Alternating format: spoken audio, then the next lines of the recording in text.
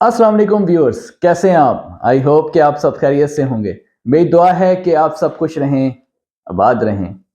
Viewers, इस video में मैं आपको सोलर पैनल्स की प्राइसेस से अपडेट करूंगा और आपको मैं बताऊंगा कि सोलर पैनल की प्राइसेस आजकल मार्केट में क्या चल रही हैं। आज की वीडियो में ट्रीना सोलर के बारे में भी बात करेंगे और इन्वेक्स के सोलर पैनल की भी प्राइसेस से भी आपको अपडेट करूंगा। इसके अलावा JA कंपनी के पैनल डबल ग्लास में, और इसके अलावा जिनको जो बाईफेशियल पैनल हैं, इसी तरह कैनेडियन पैनल हैं, फिर लॉन्जी के हाइमो 5, हाइमो 6 और हाइमो 7 पैनल्स हैं, इन सब की प्राइसेस से भी आपको आगाह करूंगा। इसके अलावा जो आप लोग अपने क्वेश्चंस करते हैं कमेंट्स में, उन क्वेश्चंस के आंसर्स भी मैं इस वीडियो में दूंगा। तो चैनल पर अगर आप नए हैं, चैनल को जरूर सब्सक्राइब करें, दूसरों के साथ वीडियो को ज्यादा से ज्यादा शेयर किया करें ताकि एक आम आदमी तक सोलर की सारी नॉलेज पहुंच सके। तो चलिए शुरू करते हैं। तो व्यूअर्स, इससे पहले कि मैं वीडियो में आगे बढ़ूं और आपको सोलर पैनल की प्राइसेस से अपडेट करूं, सबसे पहले मैं उन सवालात के जवाब देना चाहूंगा जो कि आप लोगों ने कमेंट्स में किए हैं। दाऊद मुबशिर साहब ने एक कमेंट किया है और उसमें उन्होंने ये पूछा है कि अगर हमारे पास MPPT घर में लगा हुआ हो और हम घर में AC DC पंखे चलाना चाहें तो क्या जरूरी है कि उसके साथ हम PWM चार्ज कंट्रोलर यूज करें? तो ऐसा है ब्रदर कि अगर आपका MPPT, उसके अंदर ऑलरेडी ये सहूलत मौजूद है कि DC लोड को वो कट ऑफ कर सकता है, यानी कि बैटरी को डीप डिस्चार्ज होने से बचा सकता है, तो फिर तो आपको अलग से PWM चार्ज कंट्रोल लगाने की जरूरत नहीं है, बल्कि आप एक एक्सटर्नल रिले लगाकर जो है वो हैवी DC लोड चला सकेंगे। यानी कि फॉर एग्जांपल 4 पंखे हों या 8 पंखे हों, आप चला सकेंगे अगर आप एक्सटर्नल एक रिले लगा दें, लेकिन कट ऑफ मैकेनिज्म जो है वो MPPT के अंदर मौजूद होना चाहिए। लेकिन अगर MPPT के अंदर DC लोड कट ऑफ की ऑप्शन मौजूद ना हो तो आपको MPPT के साथ DC लोड को कट ऑफ कराने के लिए एक PWM चार्ज कंट्रोलर का भी साथ इस्तेमाल करना पड़ता है। अगर आपका लोड तकरीबन 3, 4, 5 पंखे हों तो मैं रिकमेंड करता हूं कि आप 60 एम्पियर का PWM चार्ज कंट्रोलर का इस्तेमाल करें। एक भाई ने क्वेश्चन पूछा है कि उनके पास 2 सोलर पैनल्स हैं, एक 555 वाट का है और एक 580 या 85 वाट का है। वो चाहते हैं कि इन दोनों को सीरीज में लगाएं और वो MPPT यूज कर रहे हैं। तो क्या वो पूछ रहे हैं कि क्या ये दोनों पैनल आपस में सीरीज में लगाए जा सकते हैं क्योंकि इनकी वोल्टेजेस डिफरेंट है? ये बिल्कुल लगाए जा सकते हैं क्योंकि इनके जो एम्पेयर हैं वो कुछ ज्यादा डिफरेंस उसमें मौजूद नहीं है। एक 555 का है या 545 का है और दूसरा 580 के करीब है, तो उसमें बिल्कुल थोड़ा सा माइनर सा डिफरेंस है, यानी तकरीबन 40 वाट के करीब डिफरेंस है। और जो करंट है डेफिनेटली वो इनका करीब करीब ही है, तो हमें कोई खास एफिशिएंसी में लॉस नहीं होगा। इन दोनों को बिल्कुल लगाया जा सकता है। फिर एक भाई ने क्वेश्चन पूछा है कि उनके पास 585 वाट के 5 पैनल हैं और उन 5 पैनल से वो चाहते हैं कि स्टार्ट लें। तो अगर वो 5 किलोवाट का इन्वर्टर लगाना चाहें और उसको फुल कैपेसिटी पे इस्तेमाल ना करें, यानी कि उसके साथ 12 पैनल या 10 पैनल अटैच ना करें, तो स्टार्टिंग में क्या 5 पैनल के साथ वो ये काम कर सकते हैं कि वो अपना एटलीस्ट स्टार्ट ले लें और एक डीप फ्रीजर और 3 पंखे चला लें? बिल्कुल आप कर सकते हैं। अगर आप 5 पैनल लगा लेते हैं तो आप एक डीप फ्रीजर के साथ जो है पंखे, लाइट्स, बल्कि और भी लोड चला सकेंगे। फिर उन्होंने ये भी पूछा है कि इस 5 किलोवाट के इन्वर्टर के साथ बैटरीज कितनी लगती हैं? तो देखिए 5 और 6 किलोवाट का जो इन्वर्टर होता है वो 48 वोल्ट्स पे काम करता है, यानी उसके साथ जो है वो 12 वोल्ट की 4 बैटरीज सीरीज में लगाई जाती हैं। तो यानी कि आप जब बैटरीज लगाएंगे तो आप 4 लगाएंगे, यानी अगर आपका 5 किलोवाट का इन्वर्टर ऐसा है जो बगैर बैटरी के भी काम करता है तो फिल वक्त आप उसको बगैर बैटरी के काम चला सकते हैं। यानी आप 5 पैनल के साथ अटैच कर दें और उसके साथ वापडा सप्लाई भी दे सकते हैं और विदाउट बैटरी आप उसको इस्तेमाल कर सकते हैं। लेकिन कल जब आप इसको मजीद लोड बढ़ाना चाहें तो फिर आप जो है वो पैनल्स उसमें इंक्रीज कर सकते हैं और बैटरीज जो हैं वो 4 अटैच कर सकते हैं। बैटरीज जो हैं वो बेहतर होती हैं ताकि इन्वर्टर जो है उसके ऊपर जो है वो सर्ज जो है वो इन्वर्टर के ऊपर ना आए बल्कि बैटरीज के ऊपर आए। साथ इन्होंने ये भी क्वेश्चन पूछा है कि क्या सर्ज कितना होता है? तो अंदाजे के तौर पे ये समझ लें कि अगर एक चीज 1000 वाट पे चलती है तो उसका सर्ज 1000 से डबल भी हो सकता है, यानी 2500 तक भी हो सकता है। ये डिपेंड करता है कि वो क्या चीज है, मगर सर्ज जो है वो डबल के करीब हो सकता है। तो ध्यान में रखिएगा कि अगर एक चीज 500 वाट पे चलती है तो उसका सर्ज जो है वो 1000 वाट तक, 1200 वाट तक भी जा सकता है। लिहाजा आप जब भी इन्वर्टर इस्तेमाल करें तो उसके साथ बैटरीज जब आप इस्तेमाल करते हैं तो वो सर्ज जो है वो बैटरी के ऊपर जाता है, यानी अगर दो सोर्सेज होना ज़रूरी हैं सोलर के साथ, या तो आप वापडा को यूज़ कर लें या फिर आप बैटरीज को यूज़ कर लें। तीनों चीज़ें अगर इकट्ठे यूज़ ना भी करें तो कोई इशू नहीं है, मगर एटलीस्ट दो सोर्सेज ज़रूर हों। सोलर के साथ अगर आप वापडा लगाते हैं तो सर्ज वापडा बर्दाश्त करेगा, अगर सोलर के साथ आप बैटरीज लगाते हैं तो सर्ज बैटरी बर्दाश्त करेगी। लेकिन जब आप विदाउट बैटरी सिस्टम लगाते हैं तो उसमें ऐसा होता है कि वापडा भी साथ ज़्यादा यूटिलाइज हो रही होती है। यह आपने बात ज़हन में रखनी है, बैटरी सिस्टम के साथ लगाना बेहतर है, चाहे आप कम कैपेसिटी की बैटरी लगाएं लेकिन बैटरी ज़रूर लगाएं। फिर एक क्वेश्चन जो है वो सिंको के एमपीपीटी के बारे में, कि जैसे कि मैंने कहा कि सिंको बहुत अच्छा एमपीपीटी है, इसके अलावा सेंटेक बहुत अच्छा कंपनी है, सिमटेक है, बहुत सारे एमपीपीटी कंट्रोलर हैं मार्केट में।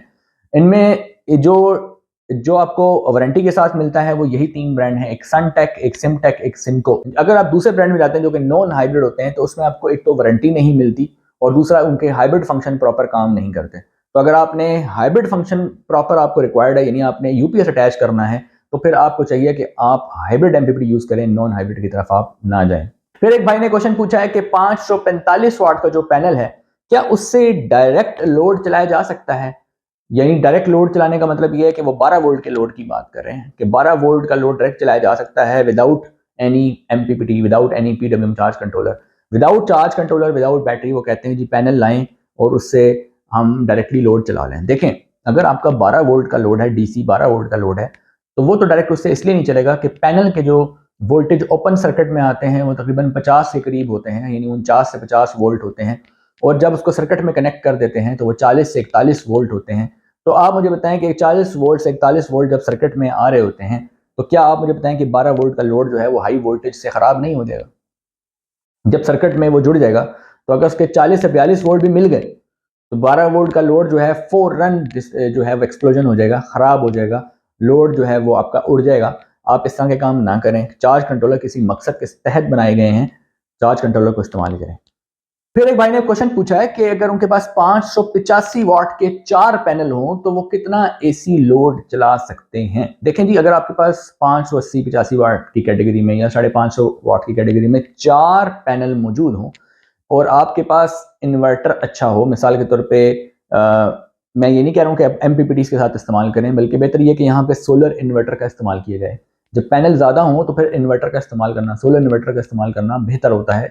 एमपीपीटी वहाँ इस्तेमाल करना चाहिए जहाँ पे पहले से घर में यूपीएस और बैटरी मौजूद होती है, ताकि एमपीपीटी लगा के आपको एक सोलर की सहूलत मिल जाती है। लेकिन अगर आपके पास घर में यूपीएस मौजूद ना हो और आप सिर्फ एक या दो पैनल लगा के अपने घर के 3-4 पंखे सोलर पर फ्री चलाना चाहें डे टाइम में, तो उसके लिए मैंने एनएस का इन्वर्टर पहले रिकमेंड किया था आपको। आप एनएस का इन्वर्टर जो 2 पैनल्स की कैपेसिटी के साथ आता है, 70 एम्पेयर की कैपेसिटी में आता है, वो आप इस्तेमाल कर सकते हैं, बेहतरीन इन्वर्टर है। लेकिन अगर आप कहते हैं कि मैंने जो है आगे इसको एक्सटेंड करना है, मैंने अपने सिस्टम को बढ़ाना है, तो वहाँ पर फिर आपको चाहिए कि आप कम से कम 3 किलोवाट का इन्वर्टर का इस्तेमाल करें, या 3-3.5 किलोवाट का, 3.6 किलोवाट का, 4.5 किलोवाट का इन्वर्टर आप इस्तेमाल करें जो डबल बैटरी इन्वर्टर होता है। स्टार्टिंग में फिर उसके साथ 4 पैनल जो हैं वो लगाना ज़रूरी होते हैं। अगर आप 4 पैनल लगा लेते हैं तो लोड क्या क्या चल सकता है? फ्रिज चला सकते हैं आप, अपने घर के 4 से 5 पंखे चला सकते हैं, 8 से 10 लाइट्स चला सकते हैं। लेकिन अगर आप मोटर चलाना चाहें तो फ्रिज को ऑफ करके आप जो है वो मोटर भी चला सकते हैं। तो अगर आप कोई ऐसा इन्वर्टर ढूंढ रहे हैं जो कम प्राइस में हो और उसके साथ जो है वो इजीली 550 वाट के 6 पैनल अटैच किए जा सकें और अपना एक आम घर का जो एक नॉर्मल लोड होता है, जैसे एक पंप होता है मोटर का और एक इसके अलावा फ्रिज होता है, 4-5 पंखे होते हैं, 8-10 लाइट्स होती हैं, तो ये जो सोल्यूशन है ये तो आपको 550 वाट के अगर आप 4 पैनल इस्तेमाल कर लेते हैं, फ्रोनस का पीवी 3200 अगर आप लगाते हैं, जो पीवी 3200 अगर आप इस्तेमाल कर लेते हैं, तो आपके घर की एक एवरेज घर की जो नीड है वो उसी से पूरी हो जाती है। तो व्यूअर्स, ये थे वो क्वेश्चन जो मैंने कमेंट्स में से सिलेक्ट किए और उसमें उनका आंसर जो है मैं आपको दे चुका हूं। आप अपने सवालात जो हैं वो कमेंट्स में करते रहें, आने वाली वीडियोस में मैं उनके जवाबात जो हैं वो देता रहूंगा।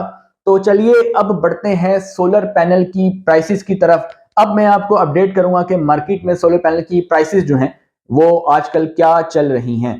तो सबसे पहले बात कर लेते हैं इन्वरेक्स के पैनल की। इन्वरेक्स का पैनल 575 वाट में रावलपिंडी इस्लामाबाद में जो है वो मौजूद है। पहले ये पैनल जो है इन्वरेक्स का इतना ज्यादा रावलपिंडी इस्लामाबाद में सेल नहीं हो रहा था, इस मार्केट में इतना देखने में नहीं आ रहा था, मगर अभी मैंने इन्वरेक्स के कुछ पैनल मार्केट में देखे हैं 575 वाट में एन टाइप पैनल इन्वेक्स का जो लेटेस्ट जो अभी लॉन्च हुआ था एन टाइप का पैनल, वो मार्केट में मौजूद है और इसकी प्राइस जो है वो तकरीबन 60 रुपीज से लेकर 62 के दरमियान में, डिपेंडिंग अपॉन द क्वांटिटी, कि कितनी क्वांटिटी आप परचेज कर रहे हैं। याद रहे, अगर आप कराची में रहते हैं, दूसरे सिटीज में रहते हैं, तो वहां पर सोलर पैनल की प्राइसेस डिफरेंट हो सकती हैं, मुख्तलिफ हो सकती हैं। आपको कम या ज्यादा प्राइस मिल सकती है, क्योंकि एक प्राइस पूरे कंट्री में होना पॉसिबल नहीं होता। फिर हम बात कर लेते हैं लॉन्जी हाइमो 5 545 वाट का पैनल, जो कि लॉन्जी का पुराना हाइमो 6 से पहले जो पैनल यूज होता था और आजकल भी वो बहुत पॉपुलर है, यूज हो रहा है। ये लॉन्जी हाइमो 5 का जो पैनल है, ये 545 वाट में डबल ग्लास पैनल है और ये पैनल जो है 53 रुपीज इसकी एवरेज प्राइस है, यानी 53 रुपए पर वाट ये मार्केट में सेल हो रहा है। लॉन्जी हाइमो 6 की अगर बात करें तो लॉन्जी हाइमो 6 580 585 वाट में 575 वाट है, मार्केट में अवेलेबल है। आपको ये पैनल जो है तकरीबन 56 रुपीज एवरेज प्राइस इसकी 56 रुपीज पर वाट जो है वो अवेलेबल है। फिर हम बात करते हैं लॉन्जी हाइमो 7 की, जो कि अभी लेटेस्ट लॉन्च हुआ है। लॉन्जी हाइमो 7 जो है वो मार्केट में इतनी वाफिर मकदार में अभी मौजूद नहीं है, किसी किसी के पास ये पैनल मौजूद है। फिर हम बात करते हैं जे कंपनी का 550 वाट का पैनल, 550 वाट का पैनल जे कंपनी का, जो कि पी टाइप का पैनल है और इसकी जो एवरेज प्राइस है वो 53 रुपीज पर वाट है। लेकिन इसकी प्राइस जो है वो मुख्तलिफ सिटीज में डिफरेंट हो सकती है, लेकिन एवरेज प्राइस रावलपिंडी की मार्केट में जिस प्राइस पर ये सेल हो रहा है वो 53 रुपीज पर वाट के आसपास है। फिर हम बात करते हैं जिनको बाईफेशियल पैनल, जो कि 575 से 580 वाट का पैनल मार्केट में आमतौर पे अवेलेबल है। जिनको बाईफेशियल पैनल, इसकी जो एवरेज मार्केट में सेलिंग प्राइस जो मार्केट में है वो 60 रुपीज पर वाट है, 60 रुपए के आसपास ये मार्केट में सेल हो रहा है। तो आपको जैसे कि पता है कि जिनको का जो एन टाइप का पैनल है ये बाईफेशियल है और ये टॉपकॉन टेक्नोलॉजी का पैनल जो है वो मौजूद है जिनको में, और ये बहुत ज़्यादा फेमस है और अपने फेमस होने की वजह से मार्केट में अक्सर शॉर्ट रहता है, लेकिन अभी मैंने देखा है कि वाफिर मकदार में मौजूद है और इसकी जो प्राइस है वो तकरीबन 60 रुपीज़ पर वाट मार्केट में सेल हो रही है। लेकिन डेफिनेटली कराची में रेट इससे कम है और लाहौर में भी रेट इससे कम हो सकते हैं। इसमें ट्रांसपोर्टेशन कॉस्ट और शॉपकीपर का मार्जिन इसमें ऐड होता है, तो डेफिनेटली प्राइसेस जो हैं वो थोड़ी ज़्यादा होती हैं रावलपिंडी में। लेकिन अगर आप दूसरे शहरों में रहते हैं तो आपको इससे कम प्राइस भी मिल सकती होगी। फिर बात कर लेते हैं ट्रीना सोलर के पैनल की। 650 वाट में ट्रीना सोलर का पैनल मौजूद है मार्केट में। इसकी डायमेंशन डेफिनेटली बड़ी है, साइज में बड़ा है, ये लेंथ विड्थ हाइट इसकी ज़्यादा है as compare to other panels, क्योंकि 650 वाट का पैनल है, लंबाई इसकी ज़्यादा है और ये पैनल मार्केट में 59 रुपीज़ से लेकर 60 रुपीज़ पर वाट रावलपिंडी की मार्केट में जो है वो अभी सेल हो रहा है। एंड में हम बात कर लेते हैं कैनेडियन सोलर पैनल की, जो कि एन टाइप का पैनल है। देखें, एक क्वेश्चन ये भी है कि क्या कैनेडियन की जितनी भी सीरीज हैं पैनल्स की, क्या सारी टॉपकॉन हैं? ये बहुत कॉमन सा सवाल है। तो देखें, कैनेडियन जो है उसकी सारी जो सीरीज हैं वो टॉपकॉन नहीं है। इसके ऊपर मैं भी आगे आने वाला कुछ लेक्चर्स हैं जिसके अंदर मैं इसको मुकम्मल तरीके से एलैबोरेट करूंगा। टॉपकॉन टेक्नोलॉजी का जो पैनल है उसकी प्राइस ज़्यादा है और जो दूसरी सीरीज हैं उनकी प्राइस थोड़ी सी कम है। जो टॉपकॉन सीरीज है उसकी प्राइस जो है वो 60 रुपीज़ से लेकर 62 रुपीज़ मार्केट में सेलिंग प्राइस है। जो टॉपकॉन वाले नहीं है, दूसरे हैं और दूसरे डिफरेंट वाटेजेस में मौजूद हैं, लेकिन टॉपकॉन टेक्नोलॉजी वाले नहीं है, वो सीरीज मार्केट में चीपर है, वो 50s में सेल हो रही है। आप ये कह सकते हैं कि तकरीबन 56 से लेकर 58 रुपीज़ पर वाट जो है वो मार्केट में कैनेडियन जो है वो, जो टॉपकॉन वाला नहीं है, वो मिल जाता है। तो व्यूअर्स, ये थी प्राइसेस की अपडेट। आई होप कि आपको ये वीडियो पसंद आई होगी। आप आने वाली वीडियोस में अपने क्वेश्चन करते रहें। वीडियो को दूसरों के साथ ज़्यादा से ज़्यादा शेयर किया करें ताकि एक आम आदमी तक सोलर की सारी नॉलेज पहुंच सके। मिलते हैं नेक्स्ट वीडियो में, तब तक के लिए अल्लाह हाफिज़।